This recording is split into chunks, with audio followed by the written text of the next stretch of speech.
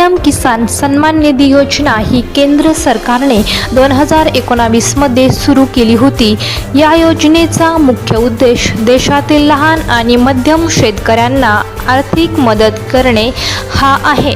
शेतीसाठी बियाणे, खते, औषधे आणि इतर आवश्यक खर्च भागवण्यासाठी शेतकऱ्यांना थेट आर्थिक सहाय्य मिळावे म्हणून ही योजना सुरू करण्यात आली आहे। या योजनेअंतर्गत पात्र शेतकऱ्यांना दरवर्षी 6,000 रुपये दिले जातात। हे पैसे 2,000 रुपयांच्या 3 समान हप्त्यामध्ये थेट शेतकऱ्यांच्या बँक खात्यात जमा केले जातात। त्यामुळे कोणत्याही मध्यस्थाशिवाय लाभार्थ्यांना थेट फायदा होतो। गेल्या काही वर्षांमध्ये कोट्यवधी शेतकऱ्यांना या योजनेचा लाभ मिळाला आहे।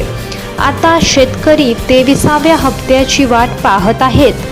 विशेषतः महाराष्ट्रातील लाखो शेतकऱ्यांच्या खात्यात हा हप्ता कधी जमा होणार, कोण पात्र असणार आणि कोणत्या कारणामुळे काही जणांचा हप्ता अडकू शकतो याबाबत उत्सुकता वाढली आहे।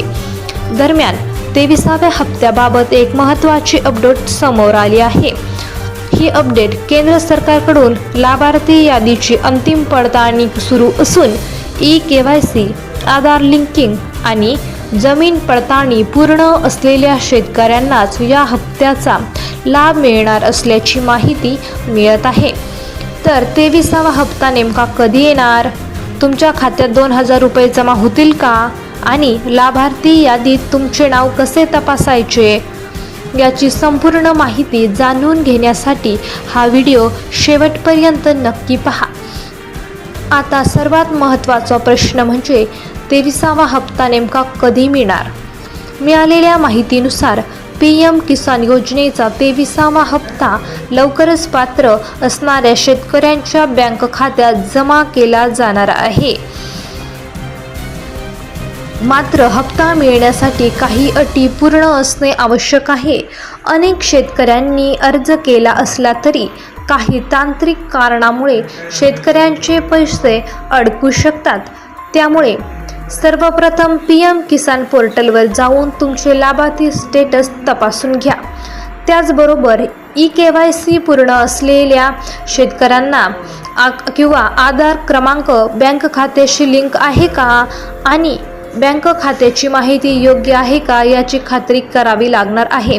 जर eKYC अद्याप पूर्ण केली नसेल तर ती शक्य तितक्या लवकर पूर्ण करणे आवश्यक आहे, कारण eKYC अपूर्ण असल्यास हप्ता मिळण्यास अडचण येऊ शकते।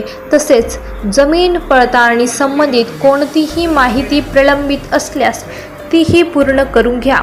अनेक शेतकरी शेवटच्या क्षणापर्यंत वाट पाहतात आणि नंतर हप्ता न मिळाल्याची तक्रार करतात। त्यामुळे वेळेवर सर्व माहिती तपासून ठेवणे